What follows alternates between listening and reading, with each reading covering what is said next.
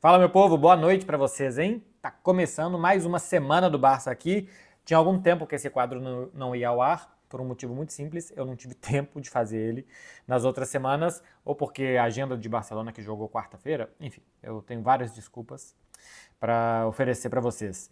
Olha só, vou falar sobre o Pedri, alguns dados, sobre Camp Nou, sobre a entrevista que a gente fez com o Deco, lá no Estádio da Luz, e alguns pontos importantes que ele tocou, e sobre próximos jogos do Barcelona, Osasuna e depois Benfica na semana que vem. Primeira coisa sobre Pedri. A temporada é excelente do ponto de vista físico. Ele jogou 40 dos 41 jogos do Barcelona essa temporada. Em vários jogos não jogou 90, mas cada vez mais está jogando mais minutos.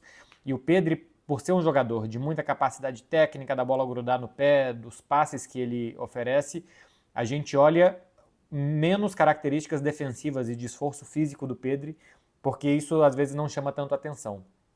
Mas se vocês querem, por exemplo, se surpreender, não sei se alguém ficaria surpreso com isso, o Pedri foi o jogador que mais correu, que mais distância percorreu no Estádio da Luz, 13 quilômetros e 200 metros. Foi o recorde de um jogador do Barcelona nessa temporada. O Rafinha correu 11,9 e foi o segundo. 13,2 quilômetros, ele não parece ter corpo de jogador de futebol, não tem físico, músculo, tamanho, nada disso, e ainda assim percorreu muita quilometragem, jogou com muita qualidade, foi o jogador de mais passes certos no terço final de campo, e ainda tem um papel defensivo muito importante. O Pedri é o jogador que mais recupera bolas em La Liga, tem 161 bolas recuperadas, segundo o Opta, 25 bolas recuperadas mais que o segundo colocado. 10% de 160 é 16. Ele tem aqui 15%, mais do que isso, de bolas recuperadas a mais do que o segundo colocado. É até mais, né? Porque o segundo tem 137, então 10% é 13. Ele tem 25, tem quase 20% mais bolas recuperadas do que o segundo colocado de La Liga. Com bola rolando, ele é o terceiro jogador que mais cria chances de gol. Tem muita chance de gol que é criada com bola parada e ele não é o principal cobrador de bolas paradas do Barcelona. O Rafinha é o primeiro e o Alex Baena do Villarreal é o segundo em chances criadas. Então, era só para passar aqui, porque de vez em quando analisa o jogo e passa muito rapidamente por alguns pontos, a questão do Pedri, que eu já falei algumas vezes em outros vídeos aqui também, de minutos jogados e a diferença dele para outras temporadas que ele se lesionava muito, chama atenção como um jogador que está brilhando cada vez mais nessa temporada. Tem algo que é mais breaking news, né, que é mais quente para falar nesse vídeo, que é o que eu vou falar agora, que é a situação do Camp Nou. Eu, sem entender nada, e eu sempre vou me defender com isso, sempre disse que eu achava que não ia jogar no Camp Nou tão cedo, né? E cada vez que eu vejo os vídeos eu falo, não vai se jogar futebol ali tão cedo. Já teve gente que me disse que está trabalhando nas obras e falou, ó, se precisar colocar um gramado aqui e 22 jogadores, dá para jogar daqui a um mês. Me falaram isso já tem algum tempo. Mas a questão é que não é só colocar os jogadores e se jogar futebol, tem que colocar torcedores, eles têm que chegar no estádio com segurança, eles precisam de banheiro, eles precisam de energia elétrica, eles precisam de limpeza, de barra, de toda a infraestrutura, e isso me parece realmente muito distante. O perfil que eu sempre indiquei para vocês, o Camp Nou Now, tem cada vez mais dificuldade de fazer a cobertura, porque o cara mora, o Eric, ele mora num prédio que tem vista para o Camp Nou, só que à medida que o Camp Nou vai subindo, ele não consegue ver lá dentro. Então ele até tem alguns vídeos, tem conseguido acesso a alguns vídeos lá de dentro, e quanto mais se vê o trabalho interno, mais se vê que vai demorar muito para o Camp Nou ficar pronto.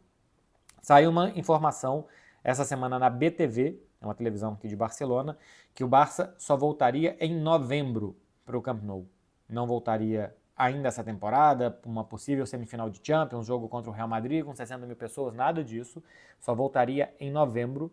E tem um jornalista daqui que se chama Joan Fontes, que disse que foi enviado um e-mail aos clientes do Hospitality, a área VIP, né, do Barcelona, dizendo que o estádio só será reinaugurado em janeiro, ou que pelo menos essa área de Hospitality.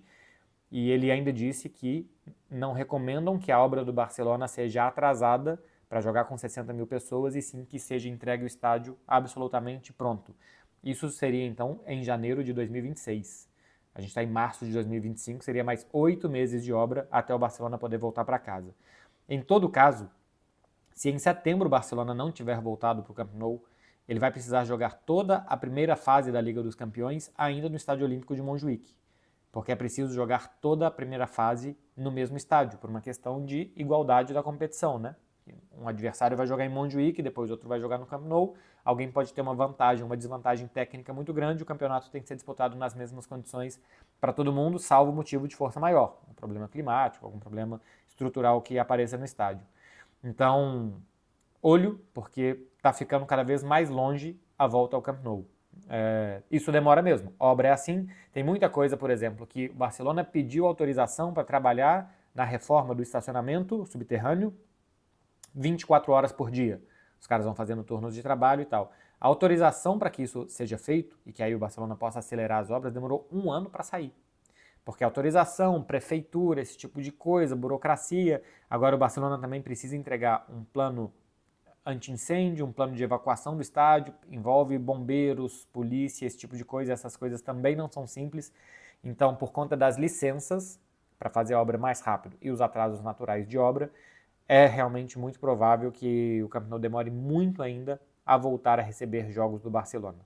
Jogar em Montjuïc é danoso para o time, com o problema da grada de animação, eu acho que mais ainda, tem sido um ambiente muito frio no Camp Nou, em Montjuïc, tem me irritado, tanto pela frieza, como porque o que mais se escuta é Barça si la porta no, então assim, o único cântico que tem basicamente é de protesto, e só não é um campo neutro porque o Barcelona está mais acostumado a jogar ali e tem mais as proporções e as referências do campo e tal, do estádio, para disputar as partidas tem alguma vantagem. Mas realmente está longe de ser um caldeirão que faça diferença para o time. Eu vou fazer a cobertura de Barcelona e Benfica na terça-feira que vem, e eu já mostrei para vocês várias vezes a distância que fica a arquibancada do gramado. Eu vou contar em passos. Eu vou contar literalmente quantos passos, quantos metros que a gente tem da linha de fundo até a arquibancada do Barcelona, para vocês terem ideia. Eu imagino que seja coisa de 40, 45 metros. Se você vai em um estádio como era o Camp Nou, por exemplo, você fica a 5, 6 metros da arquibancada dos torcedores. Então, é algo a se levar em consideração. O problema da grada de animação, a multa não será paga. Eu sei que existe um rumor, nunca confirmado, de que o Rafinha tinha se oferecido a pagar e tal. O que o Barcelona irá fazer vai ser, quando acabar a temporada, uma reunião com torcedores, sócios, com uma empresa especializada em torcida, em animação, assim por assim dizer. Enfim, vai burocratizar e tornar uma coisa uma coisa quase que empresarial, sabe? Assim, vai ser uma coisa corporativa. Acho que essa é a palavra que eu demorei muito tempo para buscar, fruto das pouquíssimas horas de sono dessa noite de Lisboa para cá. Então vai ser quase que uma solução corporativa que o Barcelona vai achar para montar uma outra grada de animação e que possa voltar a ter torcedores organizados no estádio. O que acontece hoje é, por conta de cânticos ofensivos, houve uma multa de 20 mil euros ao Barcelona, essa torcida não pagou, o Barcelona não gostou e esses torcedores não podem mais se juntar naquela área do estádio. Já era bem pequeno em Montjuïc, tá? No Camp Nou, que era um estádio com capacidade para 100 mil pessoas, era 3 ou 4 mil lugares destinados a eles atrás de um gol. Agora em Montjuïc, que tem capacidade para 50 mil, eram 600 lugares só. Cara, quando vem torcida visitante aqui de Liga dos Campeões, os caras podem vir com 5% da capacidade, que são 2.500 ingressos. Então tinha 6.600 do Barcelona aqui cantando, que é a torcida que puxa e tal, que mais canta, e 2.500 caras que vieram de um outro país para empurrar o time deles aqui. Então era uma proporção de 6-1 ou de 5-1, essa diferença de torcedores rivais e locais no Estádio Olímpico de Montjuïc. E você sabe como é que 5-1 fica realmente muito complicado. Desculpa. Enfim, virando página. Entrevista com o Deco. Falei com ele antes da partida contra o Benfica. Ele falou sobre 3 pontos que eu achei importante. Perguntei sobre renovação de Lamine Yamal, porque teve um jantar com o Jorge Mendes na terça-feira em Lisboa. Ele falou que foi um jantar de anfitrião, que tinham 15 pessoas envolvidas e que ali não seria falado da renovação do Lamine, mas deixou muito claro que o desejo do Barcelona é contar com o Lamine, do Lamine também, e que daqui a pouco, não só a renovação do Lamine, mas várias, inclusive do Rafinha, vão acontecer no timing adequado. Tudo, assim, não tem nenhum tipo de rumor nesse momento que o Lamine poderá sair do Barcelona. Aqui é uma questão de como fazer um contrato que seja bom para ele e seguro para o Barça e que não seja já de cara um contrato que possa estourar a bolha. Por exemplo, como o Barcelona fez com o Ansu Fati, né? Que ganha mais de 10 milhões de euros por temporada, o seu agente também é o Jorge Mendes, e que por conta das lesões, e que depois ele não conseguiu se recuperar, virou um jogador muito caro, que praticamente não joga e que não serve para o Barcelona, e que não vai para nenhum outro clube, porque nenhum outro clube consegue pagar parte de um salário de mais de 10 milhões de euros. Então é preciso ter um equilíbrio com a progressão salarial do Lamine ao longo dos anos. O Deco também falou sobre a chegada do Vitor Roque e depois a saída do Vitor Roque. Perguntei para ele por que o Vitor ficou tão pouco tempo na Europa. Ele disse que o timing foi ruim, pelo que o Barcelona era naquele momento, pelo que vivia, porque o Vitor Roque vinha de uma lesão. Tudo que eu já falei aqui, né, sobre isso e como era difícil cobrar o Vitor Roque nos primeiros meses. Eu acho que o Deco está certo nessa até autocrítica dele, de que a chegada do Vitor Roque naquele momento era complicada. A única coisa que eu vejo aqui é que quando chega o Hans Flick, zera tudo. A partir daqui, o Hans Flick está recuperando jogadores como o Inigo Martínez, que também era um jogador que, se saísse, praticamente fazia um favor ao Barcelona pelo salário que tinha, e ainda tinha um ano de contrato, podendo virar 2 por uma renovação automática. E o Hans Flick foi renovando, não contratos, mas foi renovando o ânimo de muitos jogadores, e com o que ele viu do Vitor Roque na pré-temporada, ele achou insuficiente, foi para o Betis. Ele foi para um clube de expectativa menor e também não conseguiu ir bem. Então o Vitor, eu acho que realmente esse time inicial que ele chega, como o Deco disse na entrevista, é ruim para ele, para o clube, para todo mundo, gera uma pressão grande em cima de um garoto de 18, 19 anos. Só que depois, quando as contas zeram e que isso poderia ficar no passado, continuou sendo um fator para que o Vitor Roque não conseguisse jogar bem como se esperava aqui no futebol europeu. E por último, falei sobre a situação do Neymar. Uma expectativa grande que gera e muitas especulações do desejo do Neymar de voltar. Eu acredito, e eu já falei isso aqui em alguns vídeos com vocês também, que é muito natural que o Neymar queira voltar. Quando o cara vai para o Brasil em janeiro e faz um contrato de 5 meses, que se encerra quando abre a janela de transferências da Europa e que vai estar no meio da temporada do Brasil, para mim deixa muito claro que ele está pensando em sair. Quem faz um contrato que termina no meio da temporada do Brasil é porque está pensando mais em sair do que em ficar. Senão faz um contrato de um ano inteiro, né? Sair na 7ª rodada do Campeonato Brasileiro, ou 8ª, não sei quantas rodadas, estou falando qualquer número aqui, que vão ser disputadas até o final do contrato dele. Não faz sentido, o cara chega para disputar uma competição inteira.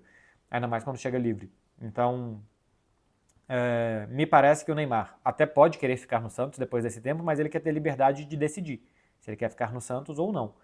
E voltar para o Barcelona pode ser uma muito boa opção, caso esteja nos planos do Barcelona. O que o Deco disse é que nesse momento não existe planejamento esportivo para a próxima temporada, que o Neymar já teve uma fase muito vitoriosa no Barcelona, mas que não é só contratar pelo que foi, mas sim pelo que pode ser, que time de futebol se faz com a cabeça, que é preciso pensar com a razão e não com a emoção que o Neymar gera. Elogiou muito o Neymar também, que é um grande jogador, que todo mundo que gosta do Neymar precisa dele bem, que a seleção brasileira precisa dele bem. Enfim, me pareceu um Deco defensivo a imaginar que o Neymar possa voltar. A sensação que eu tenho é que o Deco quer primeiro ver como que o Neymar vai jogar, se vai jogar muito bem, se vai jogar muitos minutos, se vai estar no nível suficiente para poder voltar e ajudar. Então, não me pareceu muito animado, mas também não me pareceu fechar todas as portas. Acho que é bastante cauteloso o Deco. O que nesse momento é o correto, o que nesse momento eu espero de vocês, que diminua a ânsia por saber se o Neymar vai voltar ou não. Porque o que existe nesse momento, acho que é exatamente o que o Deco disse. Vamos ver o que vai acontecer e mais para frente se pensa no assunto. Mais para frente se pode cogitar alguma coisa, nesse momento não é hora disso. Falando dos próximos jogos, Barcelona joga contra o Osasuna no sábado, Campeonato Espanhol, tentar manter a liderança, quem sabe tropeços de Real e Atlético de Madrid para aumentar um pouco mais a vantagem ainda. Barcelona não deve ter o Baldé, saiu com um problema no tornozelo, tomou uma pancada no jogo, aparentemente vai ser poupado. Eu vi o Baldé passando para a área de doping realmente mancando bastante, no campo eu já tinha percebido. Às vezes só uma pancada e tal, mas eu acho que vai ser preservado, até porque o Gerard Martin está tendo um pouquinho mais de minutos, fez o gol e tal, deve ser preservado no jogo contra o Osasuna em casa nesse final de semana. E além disso, eu acho que os outros jogadores parecem saudáveis. O Pedri se esforçou muito também, normalmente não joga todos os minutos. Talvez tenha chegado a hora do Pedri descansar um pouco. Vamos ver como é que vai ser. E aqui a questão sobre Benfica, que é o adversário de terça-feira. Simplesmente uma questão econômica que eu vou trazer aqui. Se o Barcelona passar pelo Benfica, for às quartas de final, ele ganha mais 12 milhões e 500 mil euros. E se ele vencer o jogo, chega no total a classificação às quartas de final a 16 milhões e 700 mil euros. Cada ponto conquistado na Liga dos Campeões vale 700 mil euros. Como o Barcelona ganhou do Benfica, ele ganhou 3 pontos, ganhou 2,1 milhões de euros. Se ganhar de novo, ganha mais 2,1, isso dá 4,2. Se somar com esses 12,5, chega aos 16 milhões e 700 mil euros para o Barcelona, que está sempre fazendo conta. Essa daqui é uma conta importante. E para finalizar, saiu também uma informação, eu vou ficar devendo a fonte, porque agora eu não me lembro, que o Barcelona fará amistosos na Coreia do Sul de pré-temporada, assim que ele voltar de férias e os jogadores estiverem reunidos outra vez, e que vai receber 10 milhões de euros limpos. Já vai ser descontado de impostos, vai ser dinheiro para a conta do Barcelona pelos 2 amistosos que vai fazer naquele país asiático. É isso, meu povo. De Semana do Barcelona, amanhã eu respondo perguntas de vocês. O que eu falei aqui eu não vou falar no vídeo de sexta-feira, então vou responder outras perguntas lá. E no vídeo de sexta-feira, simplesmente, eu vou lembrar que essas perguntas já foram respondidas hoje. Se você chegou aqui, curte aí, deixa um comentário sobre o Barça e se inscreve no canal para não perder os próximos. Valeu, gente. Boa quinta para vocês, hein? Você sabe, né? Quinta-feira, quem fez, fez. Vai curtir. Não é porque acabou o carnaval que vocês vão deixar de curtir a semaninha de vocês, né? Vai lá aproveitar. Valeu, gente. Tchau, tchau.